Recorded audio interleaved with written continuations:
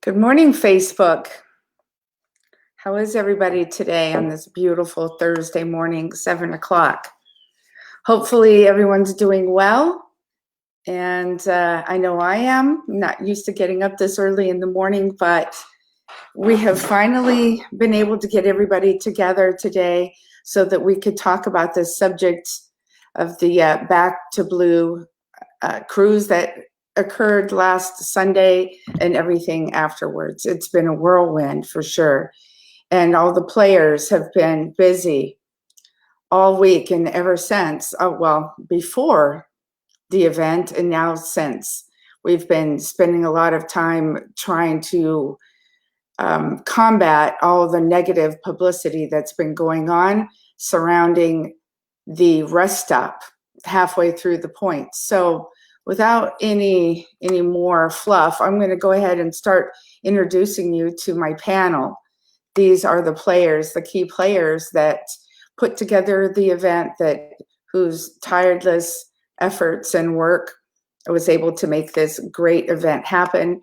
And we're here to make sure that it was for the good, the way that it was intended, and not the negativity that's been surrounding it. And it's about time that our voices get heard as well. So let me bring them in.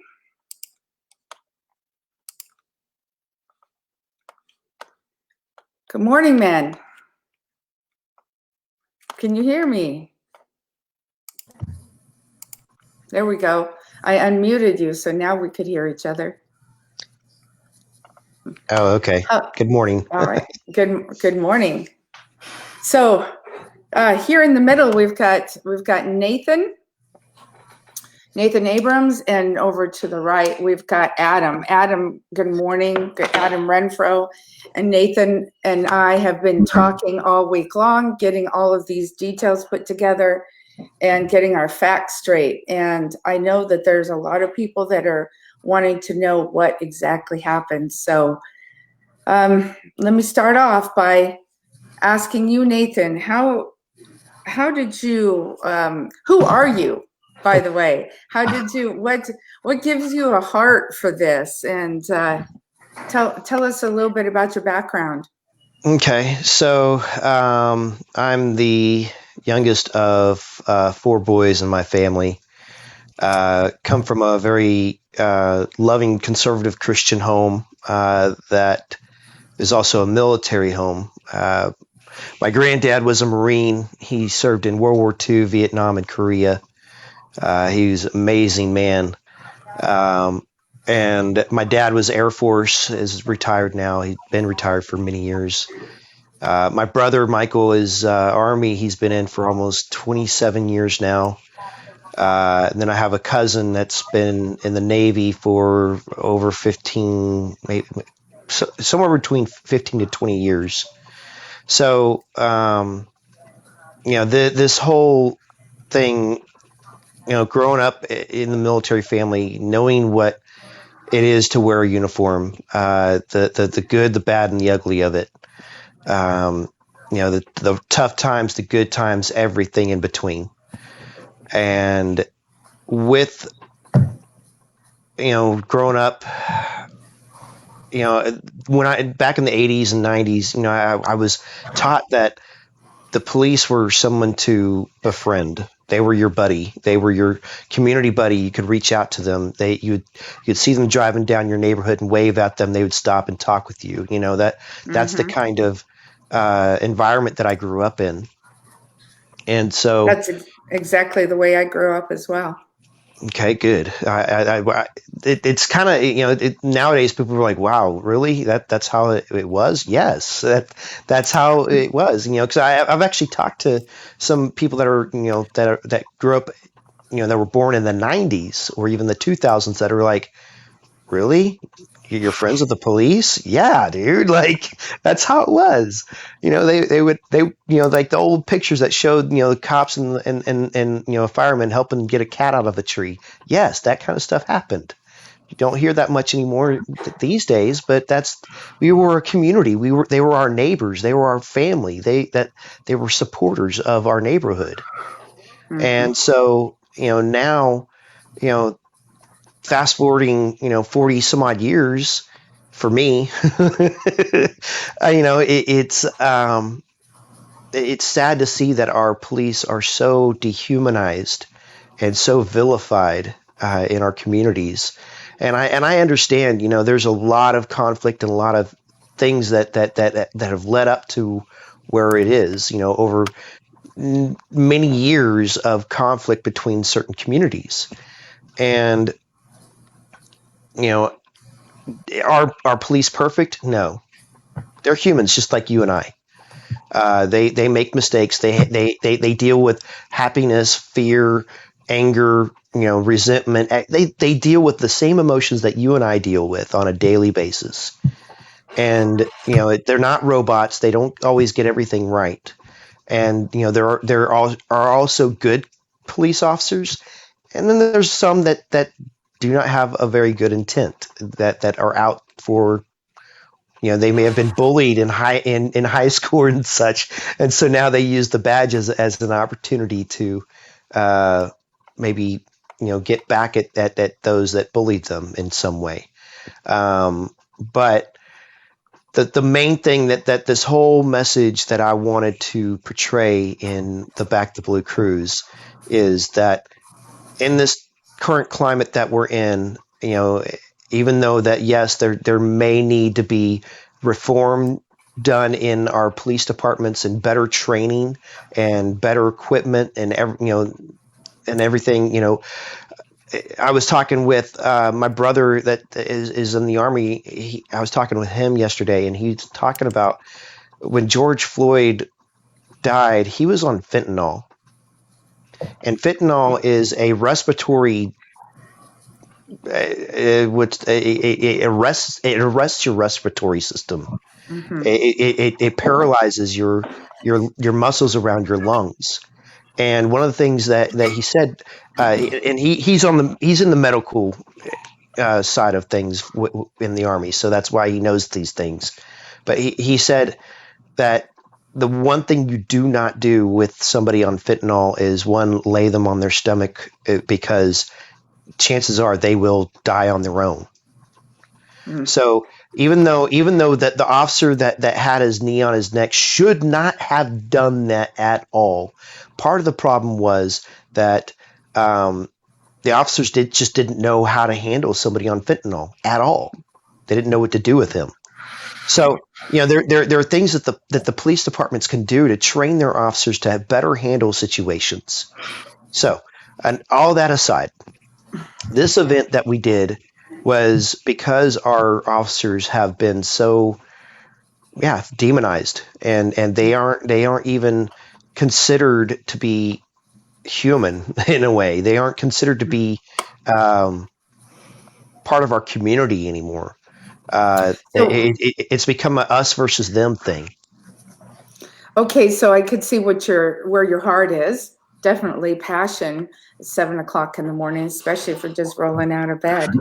Oh, I'm still in bed. All I did was roll over and turn on my lamp. Okay, well, I also want to bring in Adam, and the two of you met through this event, and I'd like for Adam to tell us who he is, and so that we kind of know who the players are and how we came to be where we're at now. So good morning, Adam. Good morning. How are you? Good. So tell me, how did you get involved in this? It all started, I was just, you're on Facebook and you see all these videos of these cops, these officers getting spit on. They're being belittled in the streets. They're being, black officers being called a disgrace to their race. They're being murdered. And really what was my set off point was the two McAllen officers that were killed, basically just murdered. And it lit a fire in me, and I wanted to do something to give back. I didn't really think it was going to get this big. I I put up a page and I set up an event, starting out of, my hometown in Carrollton, and over here in Maverick Harley Davidson is where I was actually going to start. And I posted it to a page, or to a group page, and it just lit like wildfire and just got spread and shared, and it just went crazy. So I know nothing of what you talk about with that. I'm kidding. I mean, it was a good thing. It was amazing to see. I was like, oh my God, there's people out there that actually still care, and that made me feel really good to know that. So Rebecca Sparks, she reached out to me, because I mean, within 2 days, I had like almost 100 people, like 80 people wanting to go. So she reached out to me, and she asked if I could switch my date because I had it for the day before, and we switched it to the next day so that way we could put our groups together. May I real quick? One of the craziest things that I found when Rebecca shared this whole thing, like shared your event with us, is that your route and our route was almost completely identical. Mm-hmm. And I was like, "What?" Starting point. Yeah. What is the possibility that our routes are almost completely identical? Right. And is so what everybody may not know is that Adam sort of represents the biker piece of this, and you are in a Ram truck club. Is that right? Yes, ma'am. I'm in the Texas Ram Club. Okay, so because of that, somehow or another, the two of you ended up joining forces and doing this together, right? And at what point did your Adam, your ride, and Nathan, your cruise end up being joined? You didn't know each other before this. No, not at all. Like Adam said, Rebecca invited him, because Rebecca shared, she said, "Have you seen this?" And I'm like, "Wait, what? They're doing it right the day before, right before us, and they have the same exact route." I'm like, "Did they cheat?" So is Rebecca in the Ram Club? No, ma'am. Rebecca Sparks, a sweet lady. She, when COVID-19 started, the shutdowns and all that, she's affiliated with the Jeeps. Not necessarily, she's not necessarily tied to one Jeep club, but she just is in the Jeep community. I know that she has ties with North Texas Jeep Club and all that. But she started a group called the DFW Birthday Parade Group, so that she could bring people from all walks of life and whoever wanted to be a part of it to go and do birthday parade for little kids, because they couldn't have birthday parties. And that I got connected with her because I'm trying to remember. Like, friends of mine, were like, "Hey, have you seen this birthday parade thing? Like, that'd be cool to do." It was people in our club, because in North Texas Jeep, or I'm sorry, in Texas Ram Club, the DFW chapter, I am the director of events for that chapter. So people brought the idea to me to join with the birthday parade group because it was a good cause. And that's how we got connected with Rebecca, and that's how she ended up in all of this. Okay, so in come the players. We've got a Mustang club, a Jeep club, a Ram club, and motorcycle clubs that all came together, right? Mm-hmm. So I mean, and a Camaro club. And a Camaro club. Okay, I saw a lot of vintage cars towards the front of the parking lot. Mm-hmm. And that, speaking of which, so the parking lot was pretty darn full. So I've got a couple of pictures here of just some pictures of the parking lot where we were staged. Yeah. So no doubt, there was a lot of participation, and in the short amount of time, that took place in planning this and putting it together. I think it got bigger and bigger than anybody really expected it to. Is that a fair statement Oh yeah, for everybody? very much so. Because when we started it on our end, it was a very humble beginning because it was just going to be my truck club and the birthday parade group. That's all it was going to be. And oh, that's an awesome picture right there. But when we decided to get the North Texas Jeep Club involved, and then also then go public with the event to allow anyone to be a part of it, it exploded. Like it was just there was no every minute I would click back on, I'd click off the event and click back on, and we had gained 50 more members. Mm-hmm. Like it was just it was growing exponentially by the day. Yes, And it was. I was like, at one point I was like, guys, what did we do? I mean, we created a monster. What have we gotten ourselves into? Right? On the motorcycle end of things, I can tell you that I'm a member of a lot of different Facebook groups that are motorcycle related, just like Adam, and we would see rides pop up. They were rides that were being put together to ride over to the staging area. So Right. we were seeing, and it was getting confusing because there were so many of them. And they had names that were close, Back the Blue, Gathering to Fort Worth, or this. Everybody had a different name, but it was all surrounding this particular event, which became very apparent when we all showed up. So, we had all sorts of walks of life there. Oh yeah. Like we were saying,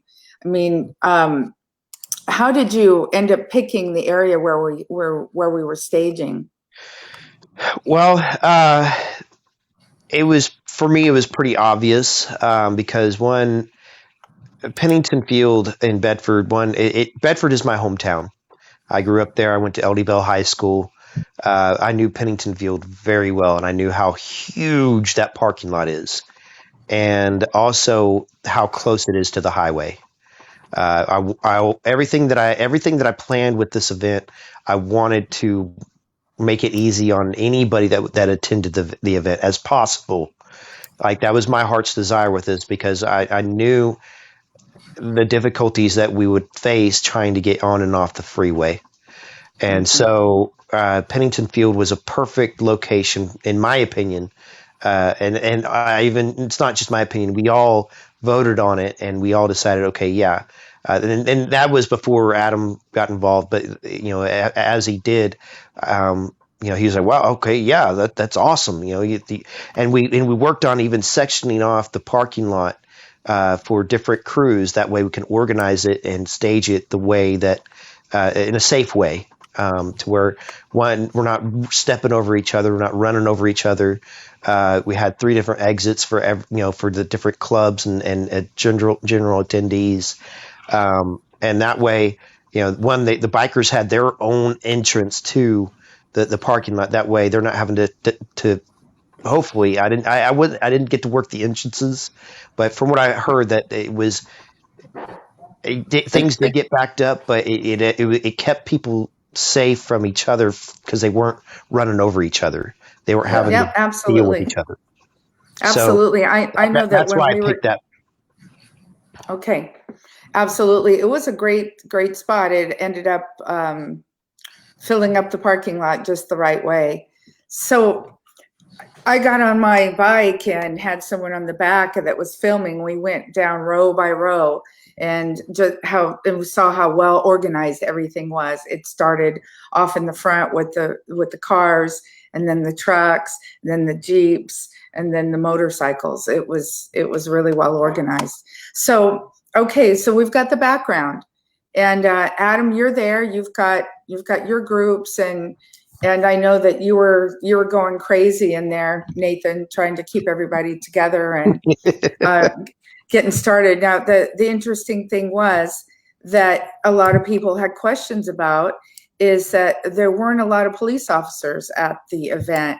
we saw a couple, and I stopped and talked to them, and we weren't escorted, which was kind of unusual.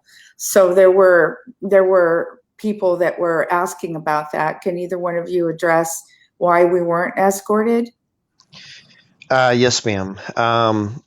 So when we got the authorization to use Bedford PD, I'm sorry, the Pennington Field, we did reach out to Bedford PD as well, and they did agree to help us get on the highway. They were limited on the officers that they could use because one, the time of the morning, and just I guess other things they needed to make sure that they had their patrols areas taken care of. Rebecca Sparks is the one that handled that side of things. But every for me, the buck stops with me. For me, I just take responsibility for everything because that's just the way I am. That's the way I was raised. My dad always taught us that if we put our name on it, we take responsibility for it. That's just how we do it. Well, you need to let yourself off the hook on some of that. I know you've been beating yourself up, but also, as Adam said, no one expected to have as many vehicles show up as did. So in hindsight, on the next ride, we'll make sure that we have all of those bases covered. Yes, definitely. We did have some police assistance, but I think there was a breakdown of exactly what we needed because it wasn't until after the event ended that I got the full scope of what happened. They were letting a certain amount of our vehicles through, and then they would cut them off and allow traffic to continue outside of the parking lot, and then they would Right. stop. That's as we were first taking off. Yes, ma'am. Yes, ma'am. Mm-hmm. And then after that, we were just basically on our own, from what I Yes. from what I gathered. And that's absolutely correct, and it caused a what we call a slinky effect, where exactly. we had the line, and it was we would gather and slam on brakes, and then people would start to take off, and we'd have a big gap between us, and cars were getting in between us, and it was a cluster. Yes, it was. So I don't have a picture, and I forgot to do that, but Adam, why don't you tell us about the route? What was the final route? We were supposed to go straight, 183 basically to 635, down to I-20, to the pit stop. So, and then from there, we're going to take a break, gas up, get some water, and then head straight back down 20 to 820 back over to Pennington Field. So how many miles was the route? About 127 miles. Yep. And how long did you allow for that entire loop? I think what we figured it would take about 3 hours with the pit stop. Yeah, we tried to leave it kind of loose and open. I mean, because I just knew with that, as many vehicles as we had, we could. It was hard to really nail that how long it would take. I mean, it was between 3 to 4 hours. That's kind of what we gave for it, just in case traffic or whatever happened. Mm-hmm. Right. Okay. So, and it was pretty hot outside. Yeah. I can say that. So what time did we end up taking off? 10 a.m. Yeah. Okay, at 10 a.m. And you were thinking that we would get to the pit stop at what time? Well, my my estimate for that would have been about noon. However, when we got authorization to use their parking lot, one of our organizers, Henry Brody, was the one that had contact with the church. The person that scheduled it with them, the groundskeeper there, said that they were going to allow us to use it from 11 a.m. till noon. Okay, and so and that pit stop was at Friendship West Baptist Church. Yes, ma'am. Correct. Yeah. And that is really, that unfortunately where everything fell apart. So we're rolling along and doing the slinky on the highways, and trying to keep safe and go forward. And thank goodness everybody did stay safe. As far as I know, there weren't any incidences. And so Jojo, can I right? speak to you mentioned a little bit ago, you asked about why there weren't any escorts. We did have police departments that were there were some that were definitely in plain clothes that came either as civilians or just to make sure that the integrity of the event was held up. They As far as escorts, we were supposed to have on the Dallas end, we were supposed to have actual escort from DPD. We had secured that, and then 2 days before the actual event, they pulled out. They said, "Nope, sorry guys, we can't do this."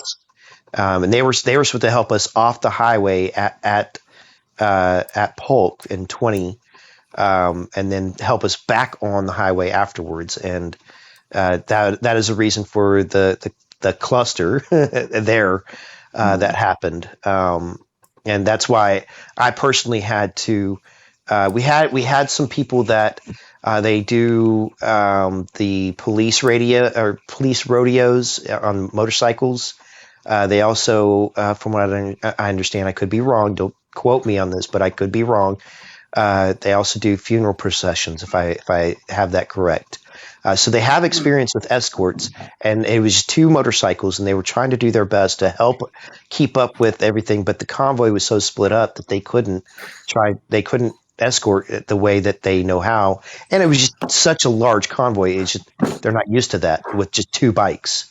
So,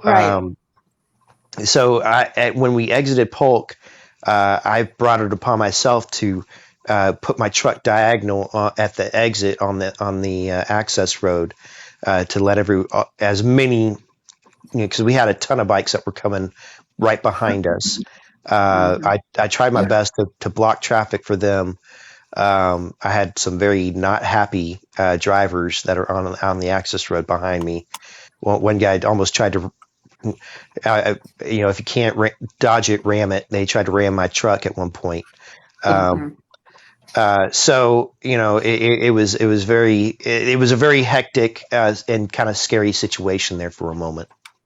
Well, I'll also say that bikers are used to that as well, and we especially try to stay together in groups without because there's a strength in numbers, or we're going to be seen when we're all gathered together. If you have a large group and then you have a few stragglers, those stragglers are more likely to get hit because people are focusing on that large group and they don't see those 2 or 3 or 4 bikes that are by themselves, and they get cut off and get hit. So as biker groups, we're used to blocking for ourselves. So we have road captains in our groups, and we have blockers. And I can tell you for sure that within the groups, people were cutting traffic on off ramps and on ramps, so that people wouldn't come and smash into the bikes, or cut off. And so we had a lot of that self organizing going on. I don't want to call it policing, but we had our own blockers and we had our own road captains and things.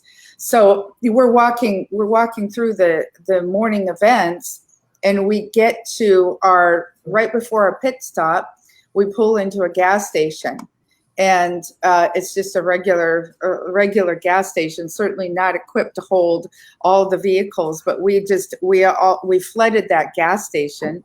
We made it happen somehow. Made it happen somehow. And a lot of us, including myself, I was overheated for sure. And the stress of the ride, because it was pretty darn stressful. I ended up taking a piece of shade under one of the trees by the Sonic and just getting cooled down, and I think I was on the verge of a heat stroke, truthfully. I had chills. It was rough. So the group of us, we decided that we weren't going to go forward and go to the church.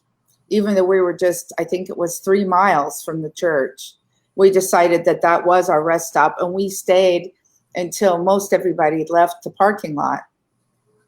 So walk us through from there. We were there and we were a little bit late. That's something that I wanted to bring up. And this is something that we hadn't discussed yet, but you had a communication mode so that anybody that was a part of this could be in the communications, and that was on this Zello app. Right. And I know that you had put out there for everyone to tune in to Zello, and so we could hear what was going on. And we had permission to be at the church at certain hours. So then we had Mr. Brody call ahead to let them know that we were going to be late. Yes, ma'am. And so he put out, everybody could hear it, and I've got a clip of that exact result. Hold on just a second so I can play it for everyone.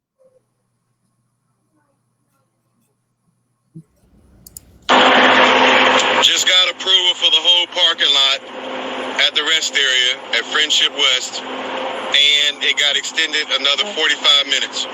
So we got to be out the parking lot by 12:45. Okay, so we don't hear his conversation with who he talked to there at Friendship West, but we do have confirmation, and so does everyone that's tuned into this. So we know that we're being respectful of their time, and they had an event going on that afternoon. Little did we know. So that's why they had a certain time frame that we had to be there, and we did gain permission. So as not me, but as the rest of the group showed up to the parking lot, why don't you walk us through from there? The groundskeeper saw us and opened the gates because they have a gated parking lot. Yes, exactly. I'm gonna share my part of that and let Adam give his viewpoint of that moment as well. But I also want to say real quick to the biker community. I was, my dad, he also loved to ride bikes as well growing up, and in a church that my parents moved to when I was probably about 17 or 18 years old. They had a motorcycle group in there called Covenant Rider. It was a Christian group, and they my dad, he taught me what it was like to be a part of a crew, and I learned that in the community, I learned a lot from my dad about the biker community, about the respect and the camaraderie and the love that is in the biker community, and the integrity that is in the biker community. And so I do want to make it very clear that none of that is lost on me. And when I heard of the reports of what happened in the convoy, the slinky effects and everything, even to the I don't know if it was 1 or 2 accidents that happened. I know for sure of one that happened where a gentleman lost control of his motorcycle and laid it down. But from what I understood, he people stopped to help him, and he was able to get back up on his bike and keep going. I don't know if that was the correct last part of the information. He did stay in the convoy. There were 2 incidents. That's what I wanted to touch on earlier. Sorry, I didn't want to cut anybody off, but there were. No, you're good. One gentleman, he lost. He went a little squirrely on the back end. I think then he hit a oil spot, and his rear tire came out from underneath him. But this is the first I heard of it. I didn't know that. Right, I know. A lot of people didn't. He was towards the back of the pack, so I think a truck stopped, and a couple bikers stopped to help him. But he basically just had like a scraped elbow. He picked up his bike and he joined back in the cruise. And then there was one other one that I think he rear-ended one of the Dodges, and Minimal damage. He was fine. He wasn't even hurt at all. Everybody came out pretty much unscathed.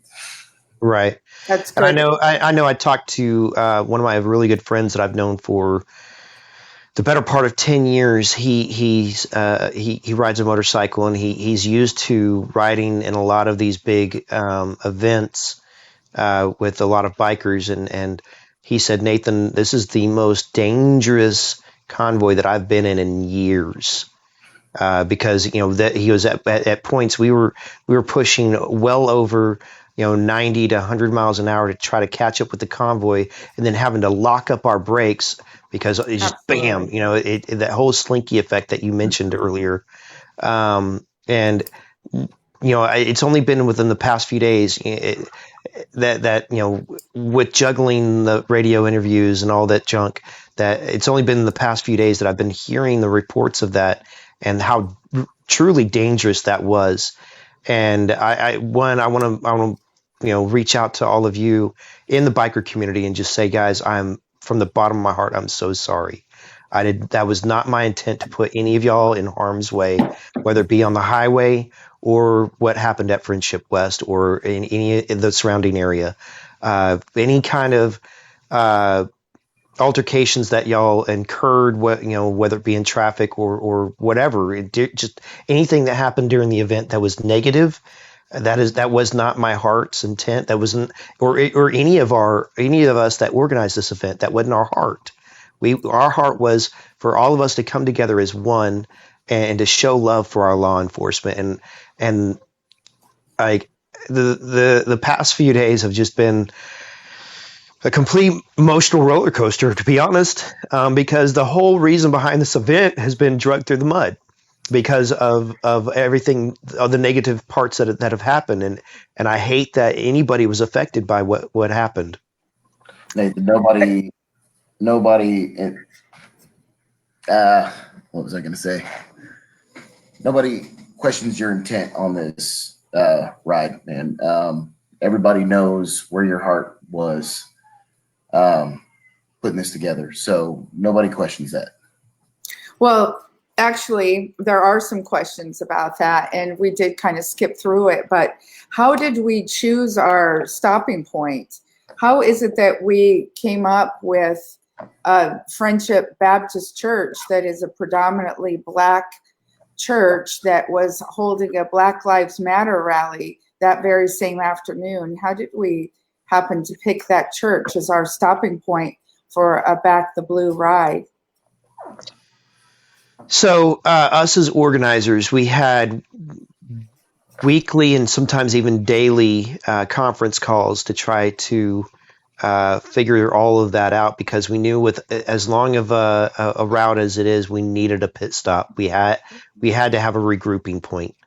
And so we would, we get on these phone calls and we'd get on Google Earth and look at the satellite view of I-20, because that's where we, somewhere in that halfway point, we wanted to find a big parking lot that was as close to the highway as possible, that that either had direct highway access or as close to it as possible. So the church was one of several places that we were looking at. There was also Kincaid Stadium, the Parks Mall, and the GM Financial Building. And either, I know that the GM Financial Building said no. The Kincaid Stadium, they have a COVID testing site there, so they couldn't open it to us.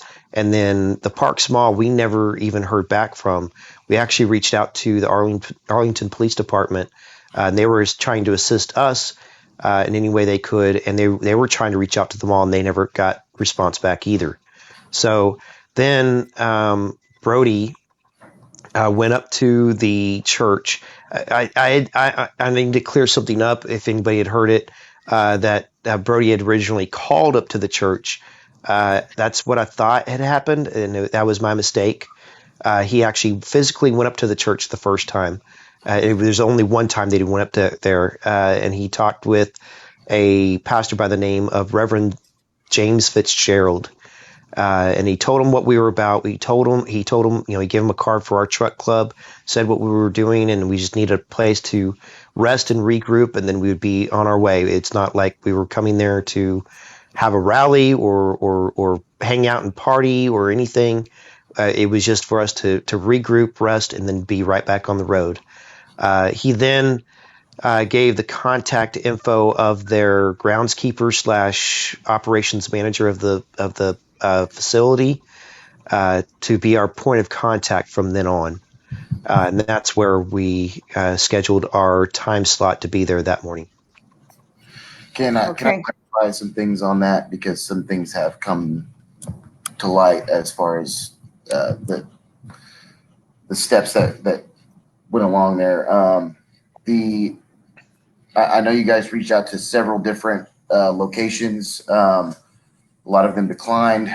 Friendship West being one of them, that they initially declined the invite, and then on, I believe it was the 29th is whenever they called Henry Brody, and it was Reverend Fitzgerald called Henry Brody to see if we can get a they can get a face-to-face meeting. Sorry, I've got kids here.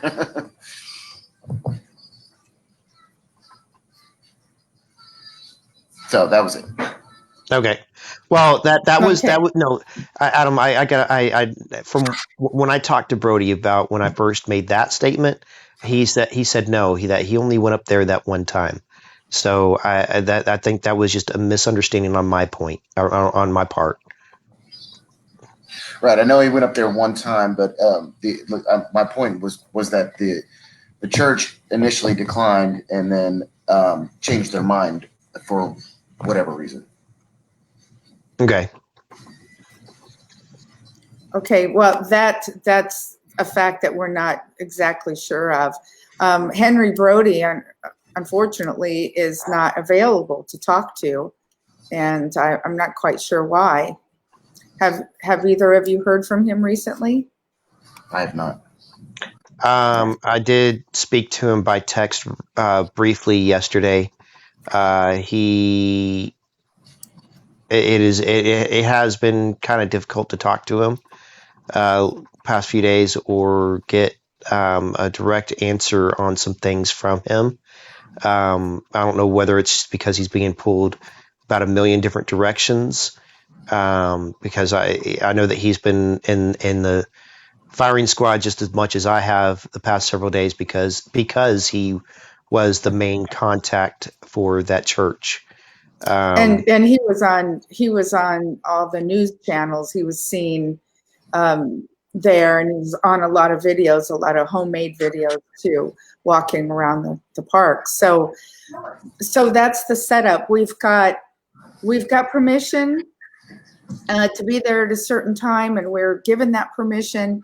And then we were running a little bit late, so Brody called ahead and told them, and we got permission for that as well.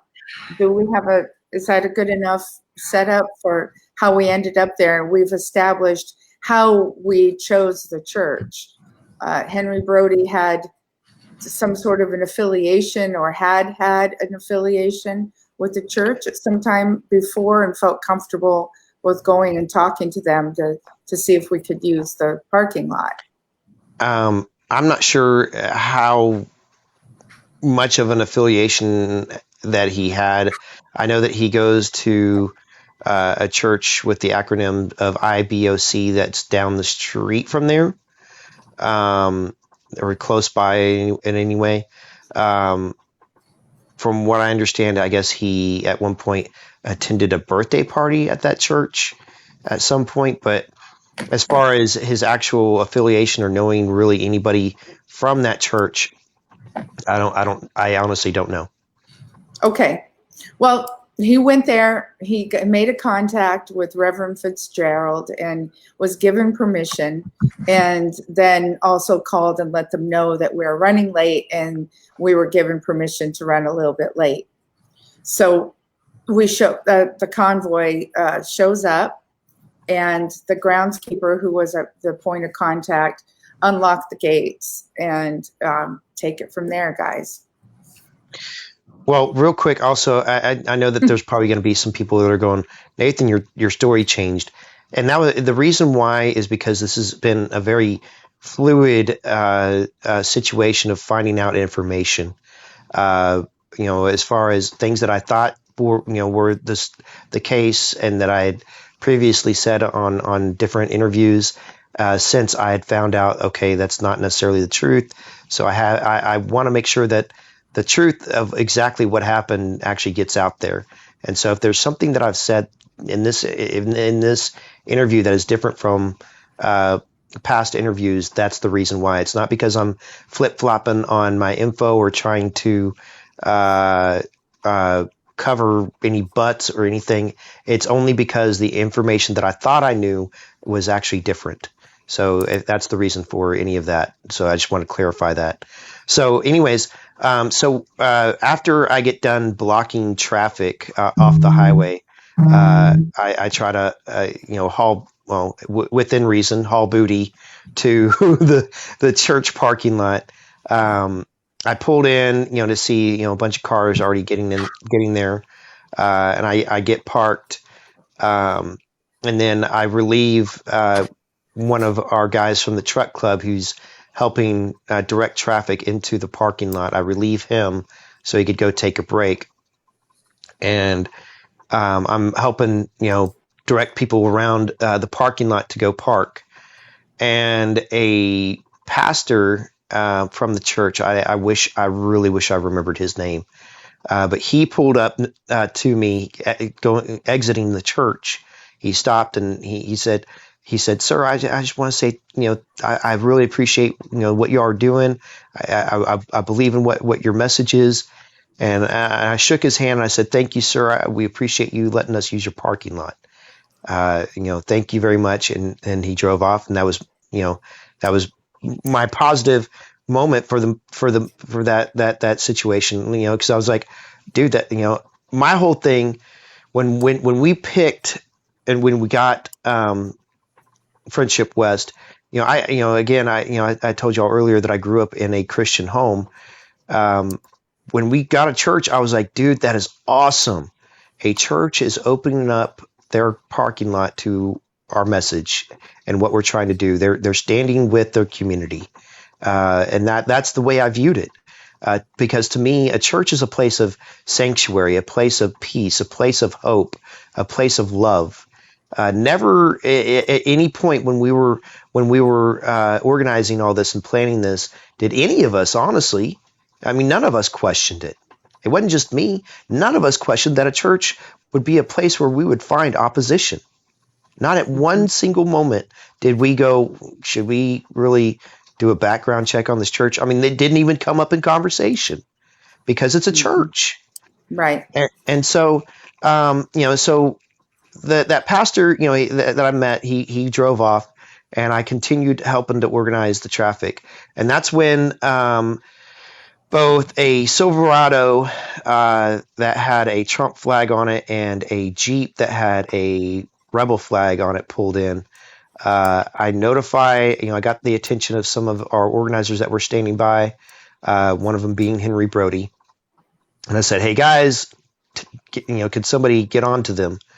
And at the rally point, we had made very clear that there was to be no political flags whatsoever.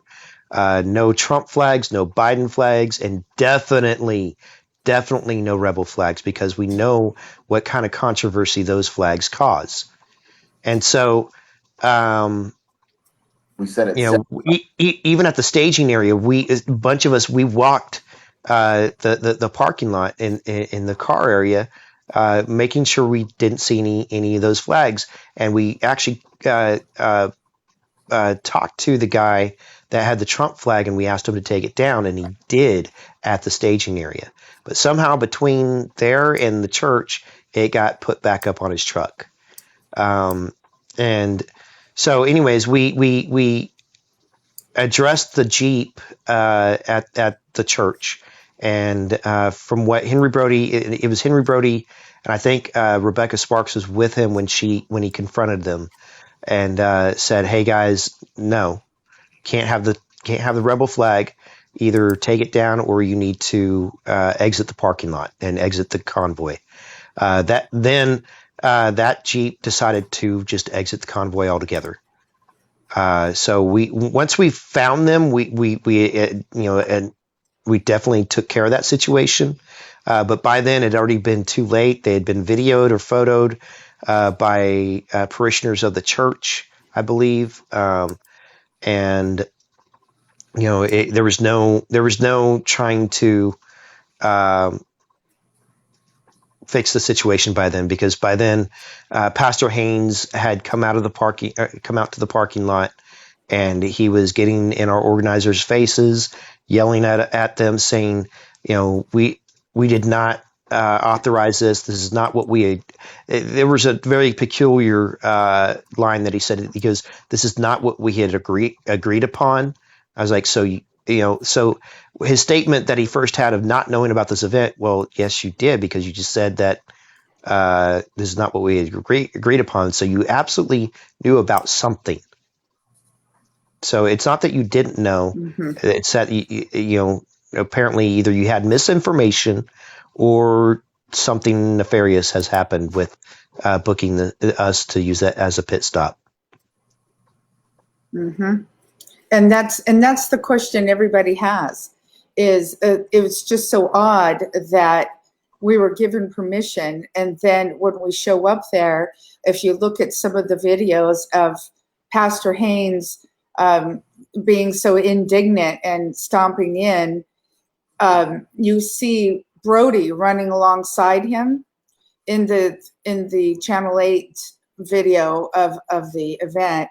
You see Brody running beside him, saying, "We had permission for this," and he said, And he said, "No, you didn't." He said something to that effect, and Brody said, "You need to speak to your staff," and he was dismissed and wasn't allowed to say anything else. He was trying to keep up with them, but at that point, he was saying, "No, there was no permission." And someone else was running alongside the pastor, kind of egging him on. Said, "Did you know about this?" He said, "No, I didn't." And in fact, he said, "What do you think?" Was that the reporter? That was a reporter from I believe NBC. Okay, so reporters were there already, which is kind of interesting. Yes. Well, the NBC guy, he initially was on one of the bridges on 635. He was filming us as we went down the highway, which is kind of interesting because I have yet to see any of that footage on any of their broadcasts, which is, I saw him as we passed under the bridge. He had his camera and he was filming us. So I haven't seen any of that footage in any of their news stories. So, but yeah, he ended up jumping in his vehicle and then meeting us there at the church. And by the time he got there, it was right before Pastor Haynes came out. It was, just like a minute or so before Pastor Haynes came out. He had opened the back of his vehicle trying to get his camera out, and that's when Pastor Haynes came out. But the other interesting thing is there was some sort of political representative that was there. I don't know his name or Eric Williams. Eric Williams. Okay, thank you. That's the part that I haven't had the chance to dive into because I've been dealing with everything else. But apparently this gentleman by the name of Eric Williams was there and had a camera with him, had a cameraman, and it wasn't just a little camera. No, it was a cinema type camera. I actually saw it at one point, and he was filming, talking. He was talking with the pastor, and he was filming different things in the parking lot. And I was like, wait a second, something's up with this, but we, at the same time, I made the call over the radio. I was like, hey guys, everyone in the convoy, get in your vehicles or get on your motorcycles. We need to get out of here now. And so we all jumped in our vehicles, and we exited that parking lot as quick as we could. Along the way, there were parishioners as we exited along the street, holding up fists, flipping people off. I heard the accounts of sodas being thrown or stuff being thrown at people driving by as we were trying to exit. Chased down the highway. Yeah, and then there was a poor girl that came out of state to join us for this convoy. She had her daughter in her Jeep, and a car pretty much ran her off the road. Is that correct, Adam? I don't know that. I haven't heard the very fine details of it. If you want to share that part, please. As far as I know, they were driving. They were trying to drive away. She came from Missouri or Minnesota. Not 100%, but I know she had a gun pulled on her with her daughter in the car, and it was pretty tragic for her. I mean, it was pretty. She was pretty hurt by it. And then another friend of mine, they were going down I-20, and she was approached by another vehicle coming up alongside her, and it kept trying to kind of push her over. Of course, she was in a giant Suburban, so it didn't really affect her. But yeah, that was another incident that I know of, along with the many death threats afterwards. Yeah, I also know of other people in Jeeps that were chased down the highway by either people from the neighborhood or parishioners of the church, and they were honking going on, trying to cut them off on the highway, and these Jeeps were trying their best to speed and catch up with the convoy, which is very difficult in a Jeep, just because, especially a lot of them that are lifted with big tires, because there's something that happens after you're going so fast in those that's called the death roll or something. I'm saying that wrong. I know I'm saying it wrong, but basically the tires start to bounce. Yeah, the tires start to bounce, and it starts to shake the Jeep really violently, and it becomes dangerous. And so they were trying to do their best to speed, but be safe to catch up with the convoy. And yeah, since then there have been threats to people that have attended the event, whether it be we have a lady in the truck club that she stopped at a Walgreens, walked out of Walgreens, and there was a note underneath her windshield wiper that said, "We know where you live." And then one of our guys, Greg Johnson,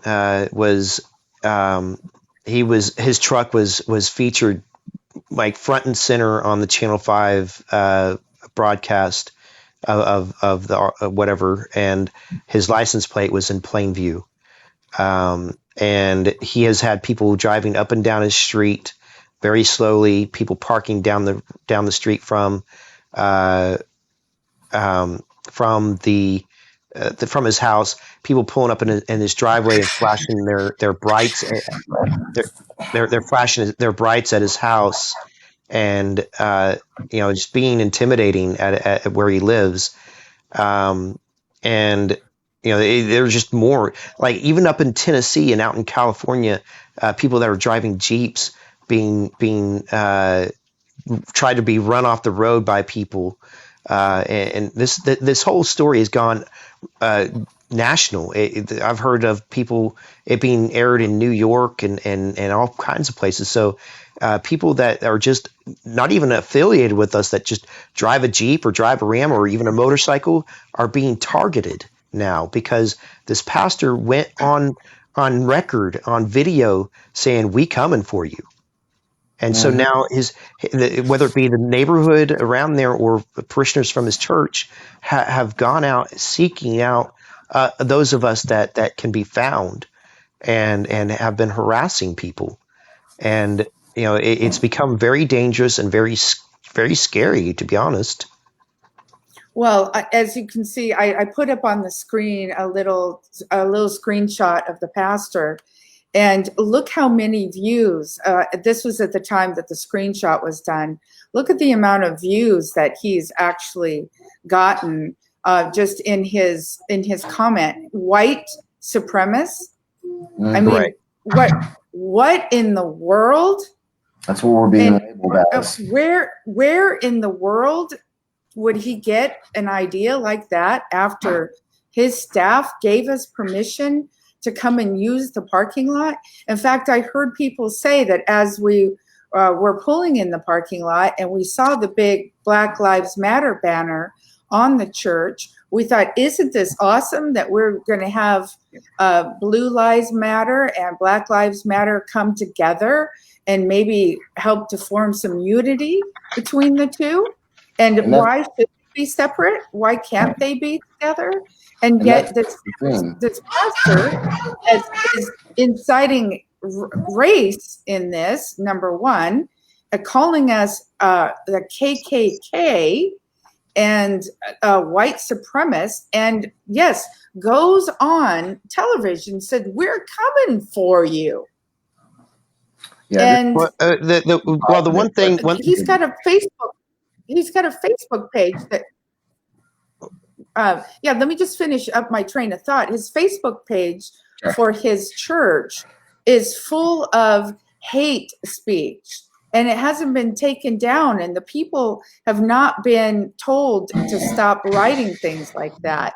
I watched some homemade Facebook videos from some of the church members or people in the area that were filming out of their windows, showing the people pulling in or out of the parking lot. They were asking for friends and neighbors and family to come down there and get involved and stop these KKK protesters that have shown up at the church. It was made out to be some big sinister plot. Right. Well, one, I do want to say real quick that the exit that we took, well, the majority of us took, we did not and could not see that big banner that says Black Lives Matter. It was facing the highway.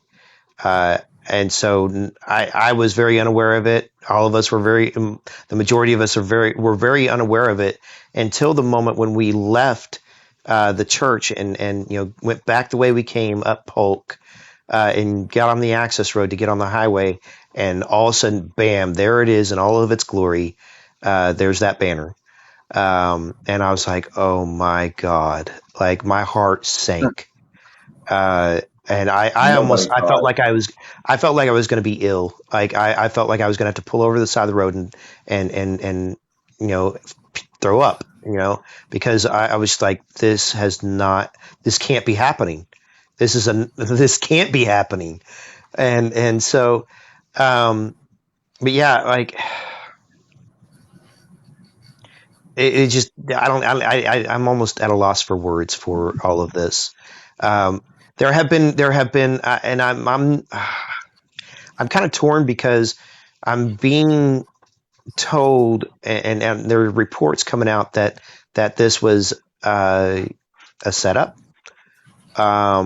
But until we have all the facts, because I don't want to just approach this with hearsay, because that's where you get into more trouble.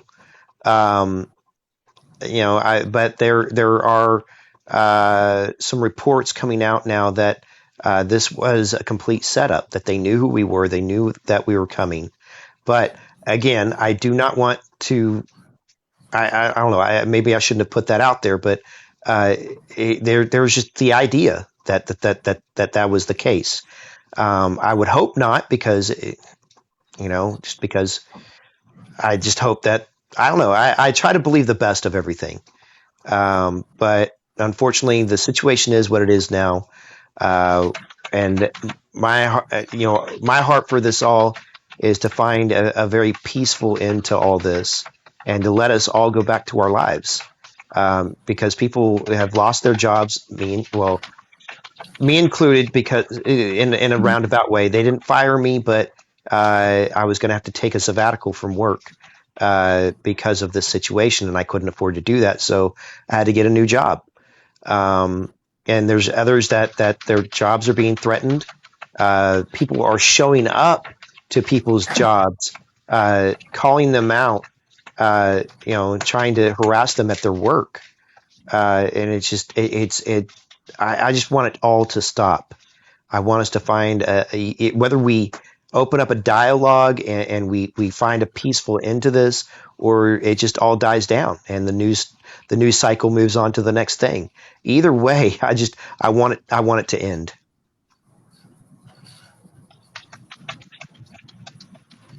Yeah, me too. I'm seeing a question by Julie. Is it possible that the banner had been placed there that weekend for the church to host a rally, or the church was hosting a rally? It possibly could have been. I have no idea how long that banner had been placed there. We have no idea, because when I spoke to Henry Brody about when he went up to the church and everything, I mean, he has been absolutely grilled.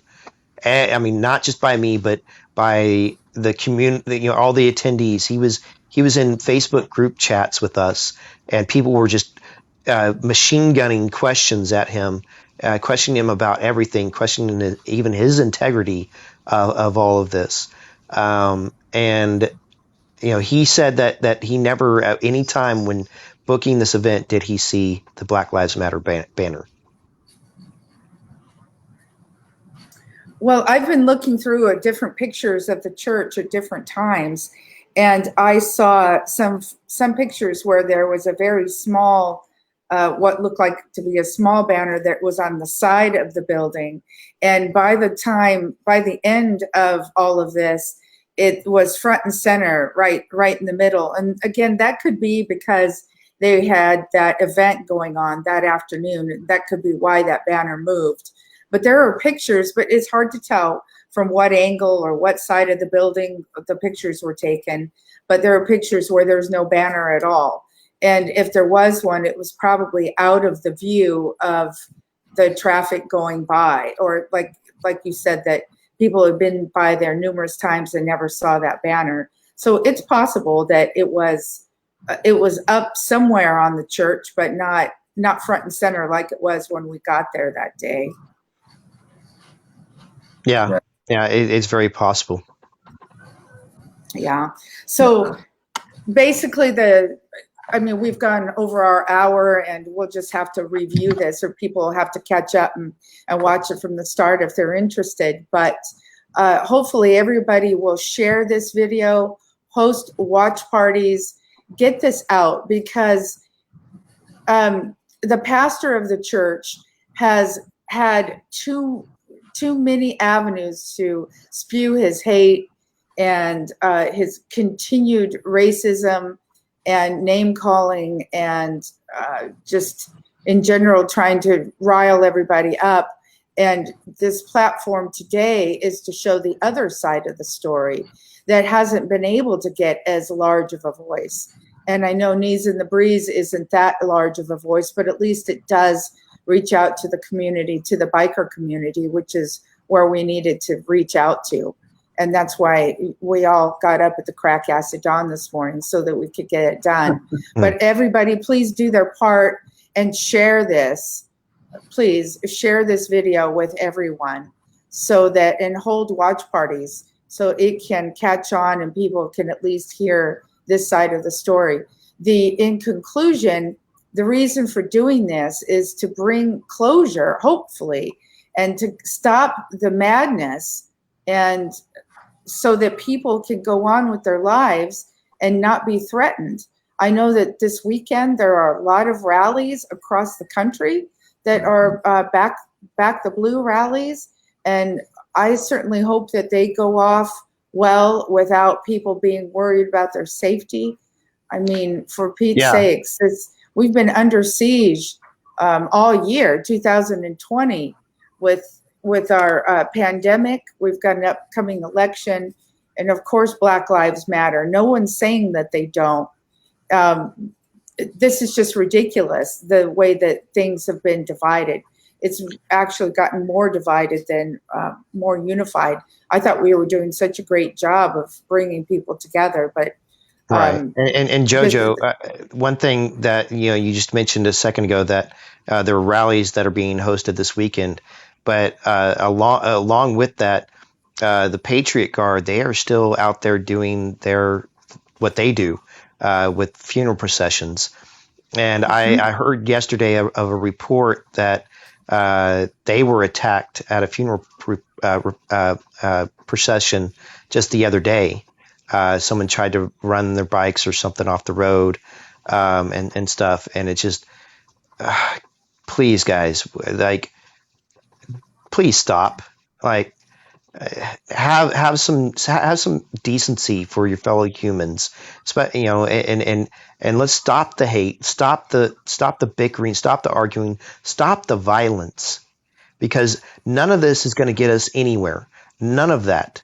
The only thing that is going to get us anywhere is if we talk, and if there's peace, understanding, love. That is what's going to get us past all of this. That is what's going to make your voices heard. That is what's going to make all of our voices heard if we stand together as one. It says, our nation says, "United we stand," for a reason. It's not just words. It's what our nation is founded on, and we need to get this. We need to get rid of this division. Because without it, a house divided against itself cannot and will not stand. Cannot stand. Mm-hmm. Absolutely. And it even says it. United we stand, and divided we fall. It's not, again. It's not just words. Those are it's happening in our nation right now. Because divided, us keeping divided, it's doing no good. It is hurting all of us. Every single one of us. It doesn't matter what walk of life you come from. It doesn't matter what color your skin is. It doesn't matter if you're a Christian, Muslim, atheist. Doesn't matter what you are. Let's stand together, guys. Enough is enough. Love needs to reign. Understanding needs to reign. And forgiveness needs to reign. Absolutely. That is absolutely the case. And unfortunately, we've got a crooked pastor, in my opinion, that is using this platform as a way to gain parishioners. But in the meanwhile, he's got a lot of carnage that he's leaving behind, and he's not showing love for his fellow man. He's spreading hate. And what we want to see is Pastor Haynes coming to the forefront after he's done his investigating, which I understand he's just now in the process of doing, after he's spread so much hate and violence and put so many lives in danger. He's now looking into the specifics of it. Hopefully he will take as much energy as he took to spread violence and hate and apologize and show some humility and call off the dogs, so to speak, because it is unsafe out there now. Even more so for people. They're looking for an outlet for all of this rage and everything that's going on. People are looking for a way to lash back because of losing jobs over this COVID thing, financial hardships, and mental stress about not knowing what the future is going to bring. And people are afraid of getting the coronavirus and not surviving. There's way too much going on for this pastor to be riling people up over us coming to his parking lot with permission to take a rest. So hopefully he will take his energy and use it for good. And we just want to let everybody know that it is not safe out there, as it hardly ever is, but especially now. Take a look, watch twice, make sure that you know that you're not going to put yourself in harm's way as much as possible. And thank you guys for showing up, and thank you for telling your story again, Nathan. It's going to go a long way, and especially on Facebook, where everybody hopefully will share this video and spread these truths that we were talking about today. And hopefully Pastor Haynes will start being as vocal about standing down as he was about riling up everyone. Do you have anything else to say, Adam? We haven't heard from you in a while. No. I mean, I think that's pretty much it. I know I've been getting a lot of comments about the ride. A lot of good things have come from it. I think our message,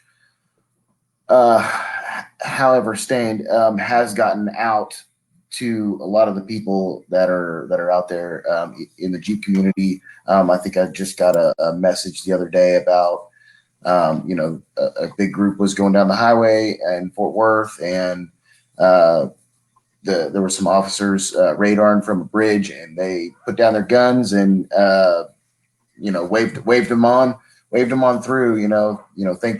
Thanking them for what they did the other day. So the message has been getting through what our message that was intended, and I want to say that we're also going to be planning something to give back to our community, back to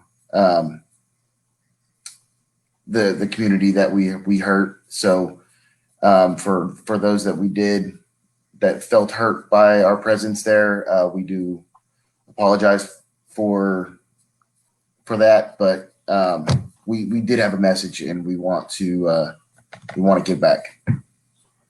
Yes, I want to be, with that statement. Yeah, Adam had mentioned to me that about reaching out to that community, and I'm wholeheartedly with that event whenever we get that put together. Yes, and I'm going to help to promote that as well as soon as it comes up. I know I spoke with another Adam last night who does a lot of charity work and works with the food banks for feeding homeless and things like that. So he called me last night and said he'd been in contact, and that we're planning an event, not a ride, so to speak, but more of an event to give back to this very community that feels so much outrage right now. And I can't wait for that. Keep me in the loop. Okay, guys, have an awesome day, and be safe out there, everybody. Thank you very much for coming on this morning, for getting up so early.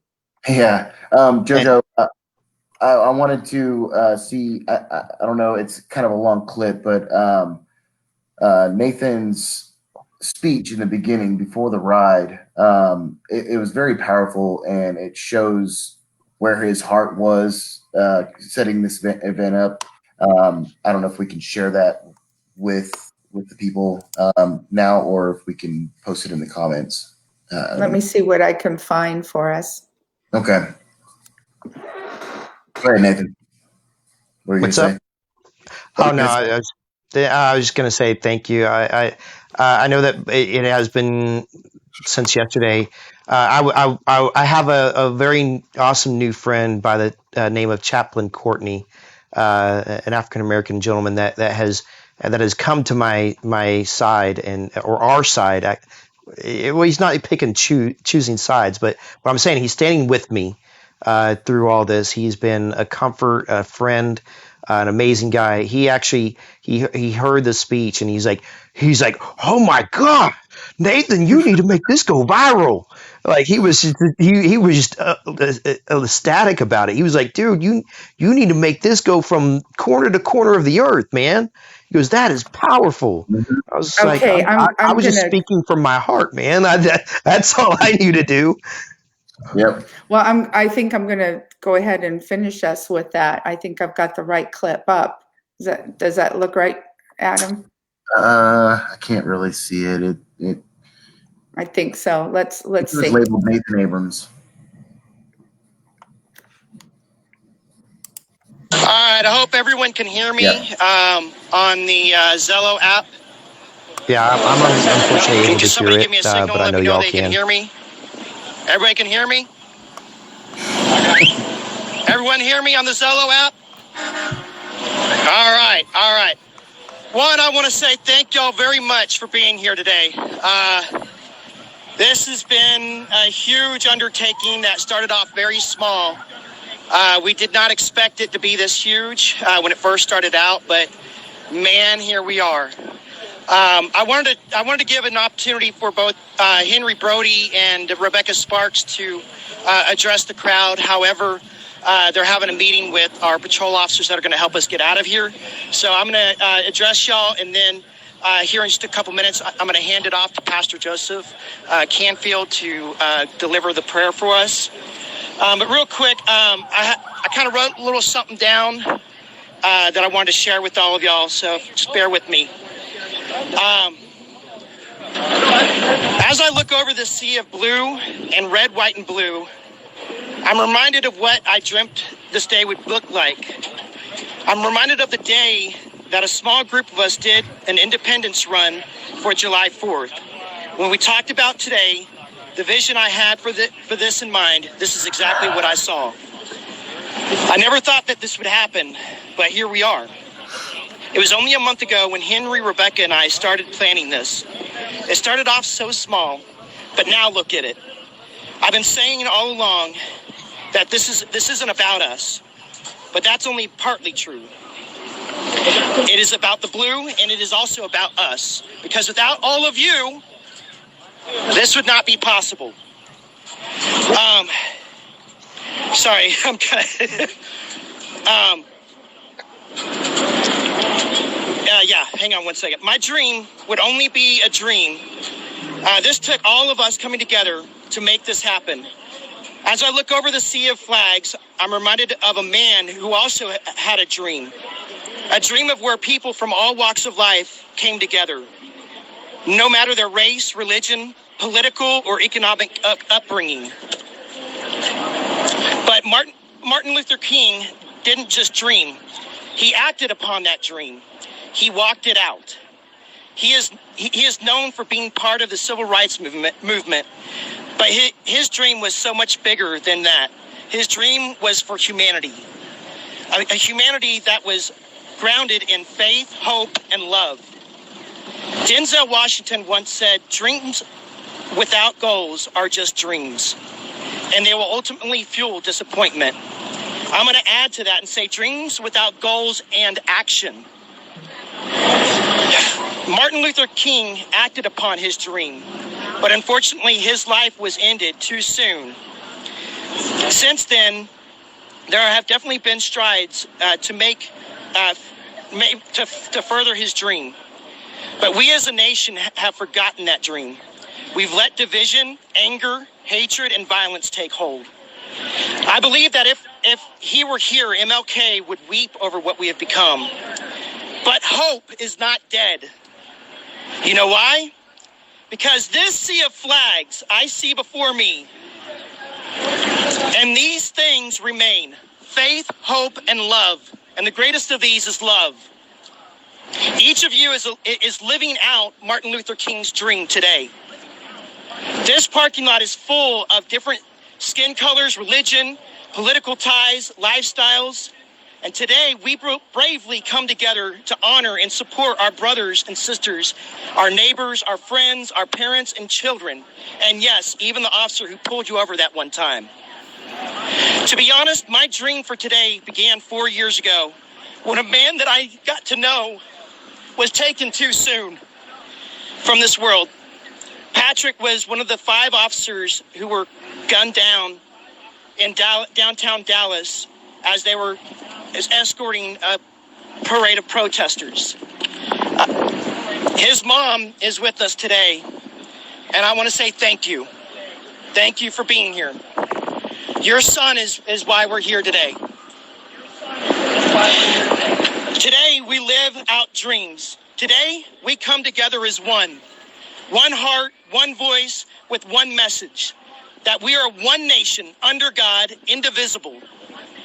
Today, we show our cities, our state, and our nation that we not only support our law enforcement, but we stand with them. Today, we show our nation that united we roll.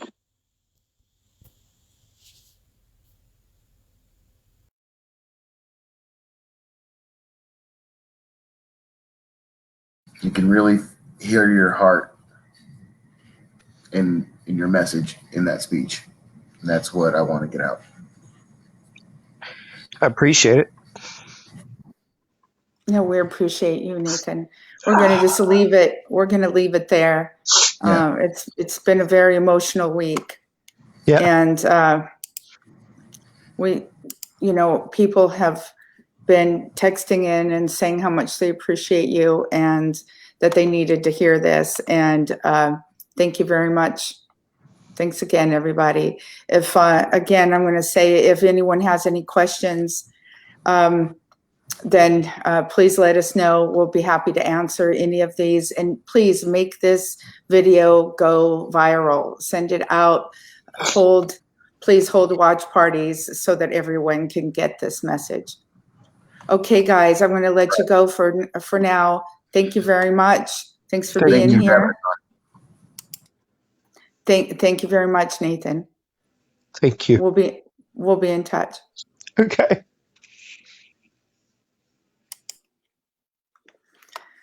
Nathan's been through a lot this week. He really has, and he almost didn't do this interview this morning. We had to get him to get up and do this one more time. He's been telling his story over and over again.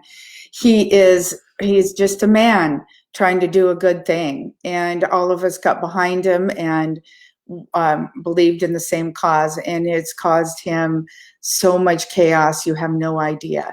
He's been under scrutiny for this whole week, and hopefully the wrong intentions and the wrong actions from some of the few that are trying to make this thing look bad will be stopped.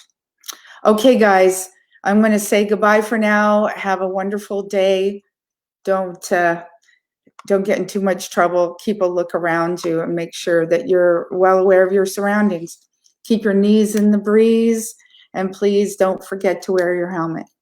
Talk soon.